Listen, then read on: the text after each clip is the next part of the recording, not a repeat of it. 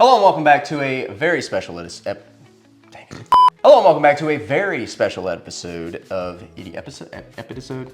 Yeah, of Idiots with Class. Have you? Ow, son of a monkey, that hurt. Hello and welcome back to a very special episode of Idiots with Class. I am your host, Jeremiah. I'm also the host, Scott. Today we are going to talk about how to make the most out of, how to get the most amazing, how to start your morning. The coffee's we're gonna show you how to make coffee, and it's gonna be great. It's gonna be the great. Best coffee. The best. The most out of your cup of coffee, and it's gonna be delicious.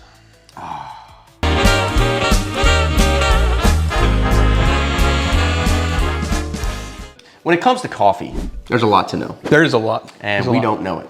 So we're gonna make some jokes, play around a little bit on camera, and direct you to a channel that does know it. Let's get to the point. So maybe you love the smell of coffee, but every time you try it, you hate it. A lot of people don't realize there's a lot more to coffee than just what you may have tried at the store. The coffee here sucks. There's so many different flavors and basically if you pick the right coffee and make the coffee the right way, we like to call the right way, which is our way. If you disagree with us, you're wrong. Right. But there's your way and there's a right way. Correct. And if you get quality coffee, like process and everything correctly, and then you make it the right way, it will taste completely different. You may not like coffee. Why do you not like coffee? Because you hated the coffee you tried? Probably tried the wrong kind of coffee.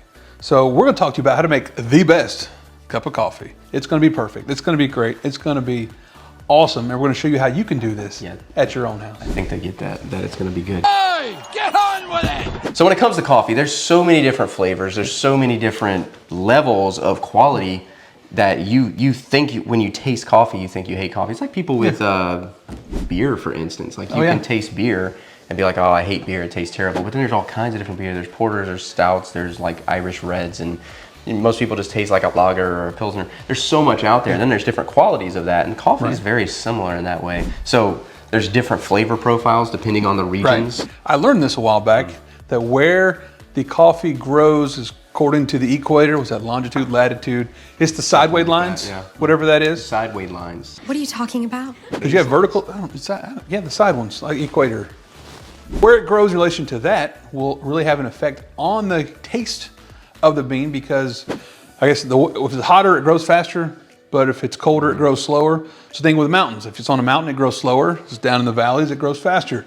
The faster it grows, the less acidity and coffee-ishness that it has. Yeah. Whereas the higher, it takes longer, so you get more of the coffee flavor in the beans. So it's very scientific. It's science. Yeah, well, there's several regions. There are several regions. From, and depending on where you get that bean grown from, it's gonna have different flavor profiles. So you get full body, low acid from your Asian region. It's gonna have some different kind of tasty notes, like a dark chocolate, which I do love personally, some dark chocolate. But you also get a little more of the earthy herbalness, because the Asian type beans, they do grow a little slower because they're typically further away from the equator. So they grow slower, so you get more of the coffee flavor. That's where that earthy herbal taste comes from. You compare that to an African region, typically you're gonna be more full body with medium to high acidity and have more fruity, floral, sweeter notes. And then take that, like the Latin America regions. Oh, and that personal favorite. I think that kind of is closer to the equator, but it does have a little bit more of a tropical feel to it, the climate, I think that's what they say.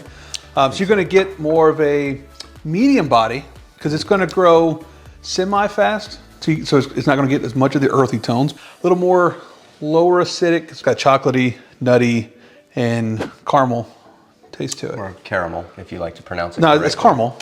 Caramel. Caramel. But that doesn't mean everything in Africa is gonna taste the same as that. They're all like little sub-regions in there. But then there's even, there's more across the world. So there's so many different flavors, and you really do just gotta try them all for one. But then, that's the number one thing. And the second thing that changes the flavor is the roast of the coffee. Big time. Yeah. So roast is just how long you cook that. It's the process of cooking down. How long you might roast it. The bean. Yeah, you could say how long you might roast it. I mean, that makes sense. It does. Really does. So you have light roast, which obviously lightly roasted. Spencer, this guy's a genius. But then you have dark roast, which is the heavily roasted. And then you can in the middle. Between, there's a name for that, like in the middle, extra medium, I believe. I think so. It's extra not high or low, it's roast. medium. Yeah. Light, dark, so it's kind of a blend in the two. So the difference, light roast, is gonna have more of the coffee beans origin flavor. So like all those flavor notes we mentioned from the different regions, you're gonna have more of that in a light roast. Right. Because the roasting process creates its own flavor profile. So the more you roast it, you're still gonna have some of that, but it's gonna create its own flavor profile, overtaking some of that. So think of like, if you grill with charcoal, you're gonna have a charcoal flavor profile in your meat, right? You've got the original marinade and meat flavor, but then you're adding charcoal. Or smoking the meat, same thing, you're adding that smoke flavor, and the more you add, it subtracts some of that other flavor, but it also pairs with it well. So there's a good balance there. There's also this myth that certain roasts have more caffeine than others. It is a bit of a myth, but it's also kind of not a myth. You messing with me again? Light roast, if you think of it, has slightly more caffeine than dark roast, because as you cook it down, you're lowering the mass of the bean, so it's going to contain less caffeine at the end, but it's so minuscule, it's almost immeasurable that you're not going to have a cup of light coffee and dark coffee and taste that the light has a little bit more caffeine, because it's so minute. So it's not a myth, but it is a myth because you're not going to notice. You got the region, which is going to have the flavor profile. You got the roast, which is how they cook that flavor profile, which is going to change that flavor profile a little bit depending on how much you do.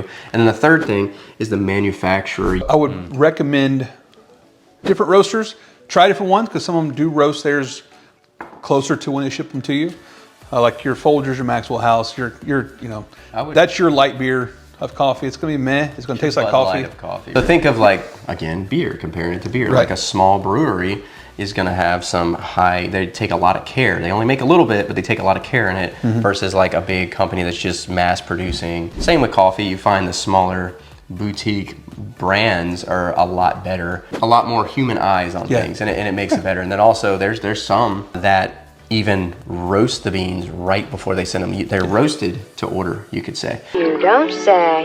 And one of those is Smokin Beans is actually one that we like. It's one of our favorites. There's many different coffee brands, I guess you could say, roasting blenders, whatever, that we haven't tried that are, I'm sure, amazing, and we've tried a lot that are, and that's one of them that I really like. So we basically covered how to pick your coffee. You're gonna just have to try a bunch if you don't know your flavor profile, but you can look at the flavor profiles and say, hey, chocolatey and caramel sounds good, or I like more floral notes, whatever, and try that stuff. But region, roast, and then roast method, and then who you buy that from, or the roaster. The three R's, the region, the roast, and the roaster. So while the bean does play a very major part, because it's the coffee that you're going to actually make coffee with, it plays a major part.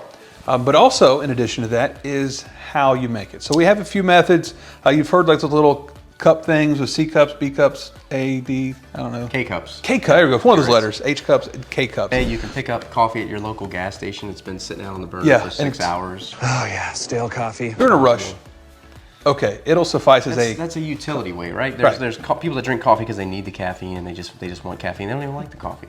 We're trying to show you how to love the coffee, how to appreciate the coffee, how to sit there and enjoy every note of the coffee. Two more methods that we like to talk about. First, you see it right in here, the French press.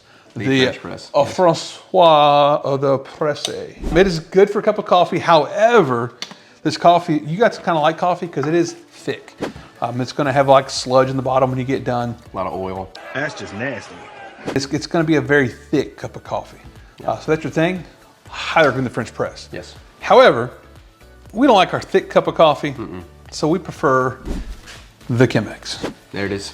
The most modern invention in coffee brewing techniques. And if you look at it, it doesn't look very modern. It just looks like a glass jar. How does this make coffee amazing, you ask? I don't know. It just is. We have a rule of thumb. The longer the method, the better the cup. The what? We're working on perfecting that slogan to something better. If you just push a button and run away and come back, and it's like, because you're running out the door, it's not going to be as good as if you take the time and get the water temperature right and pour over just right and get the ground just right of the coffee bean. If you go buy a frozen burger at your grocery store and you just come home and throw it on the grill, it's not going to be as good as if you go to a butcher and have them grind the beef fresh, and then you bring it home and you mix in your spices and your onion and your garlic and your egg and whatever. Make your own patties and grill. It's going to be better. And the same thing with coffee. Instead of just doing that, we're going to pick out our region, our roast, and our roaster, right? The 3 R's of coffee making. We are going to get that whole bean. We're going to grind the beans. The more coarse the ground, typically the less acidic, but if you go too coarse, you don't get enough coffee being soaked into that hot water. So if you go finer on the grind, you're gonna get more of the coffee in there, but if you go too fine, you could get a lot of acid and extra oil. So there's a balance, and then maybe you like more acid, maybe you like more oil, so you figure all that out. We'll show you how we like to do it. Yep. So you order the beans. When they get to your house, you got these beautiful beans here, Yep. freshly roasted right before they get them, sealed in this bag. When they get to the house, you want yourself something like this. You want a coffee can that actually seals. So listen to this. You hear that little pop? That's nothing. Watch this right here. Amazing. That's the best thing I've ever heard. So now you have coffee beans in here that are freshly I sealed. want to measure out your beans because it is a ratio. Because I don't remember the ratio, I'm just going to tell you what my ratio is because it makes 2 solid cups of coffee. Yep. So you're going to start with 45 grams of coffee beans. Once you got your grams, then you're going to put in the grinder. Now the grinder does play a big part because they're different grind sizes. So you have like your, what they call an espresso, which is extremely fine, versus a French press, which is usually the biggest grind. So kind of find somewhere in the middle. I like to go to the middle and go slightly towards the thicker side, the French press side of it. I tend to get the most flavor. The smaller the grind, the more coffee you're gonna taste. Smaller the grind, the higher the brine. Stop talking like that. So once you got your grinder, you're gonna wanna turn it on. And while some grinders are quieter, This one is not.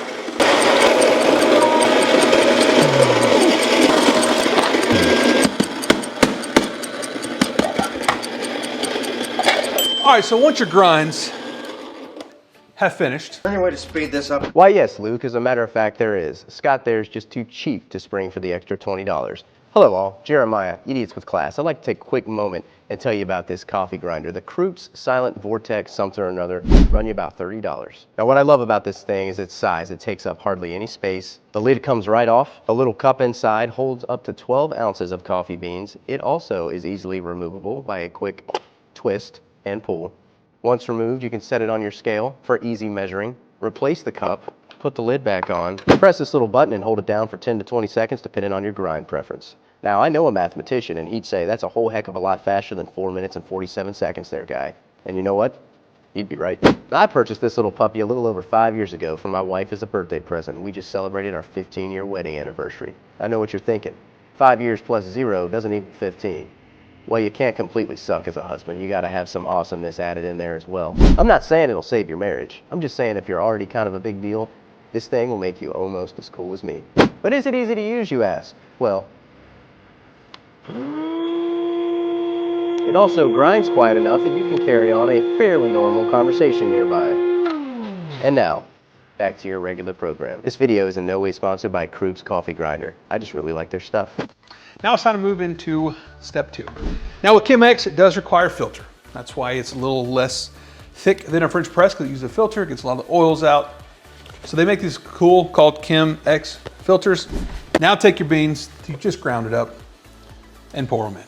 So now while you got your coffee, hopefully you've been heating up water. You notice on the side there, we do have water heating up. 185 degrees personally. You get up 212, 203. The hotter the water, a lot of times you're gonna extract more of that coffee flavor out, similar to the grind. The finer the grind, there's gonna be more coffee flavor. You're also gonna have more acidity. So if you like less acidity, grind it a little coarser and get your water a little cooler, like 185. Yep. And this is a fairly coarse grind. Coarse grind, cooler water, typically sweeter coffee. We got 45 grams of coffee. We're going to put it with 850 grams of water. A couple different methods of how to pour the water. The way I was taught is think of like a 50% piece, put it in the middle, and just pour on it. I've seen videos.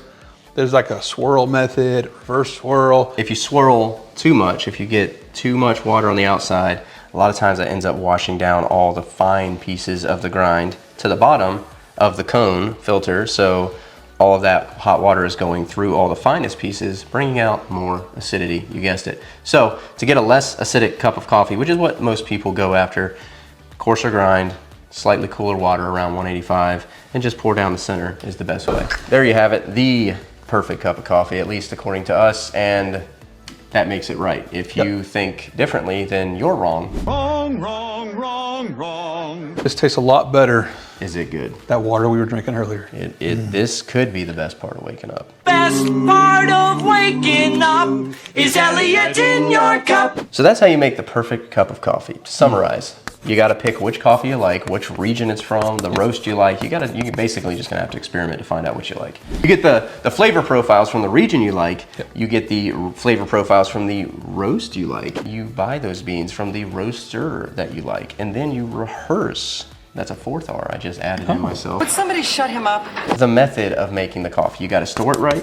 You got to keep it sealed. Get it whole bean. Grind it yourself. You grind it a little on the coarser side if you like less acidity. Water about 185 degrees Fahrenheit for those of you that are, use a different method. You mean doing science? If you like less acidity. And then just pour it the coin method. It's going to take you, this whole method, what do you think, about 10 minutes? Is it that long? Well, if you count, because the water takes a little longer to heat up. You got to heat up the water. So yeah. You got to pour slowly. But it's a longer cup of coffee. This isn't something you're going to do when you're rushing off to school or work or whatever. But when you're just like Saturday morning and you just want to sit outside on the front porch and hear the birds and the sun coming up and wake up and let that sweet aroma go through your nasal passage and just send shockwaves of caffeine, the nectar of the gods, through your veins.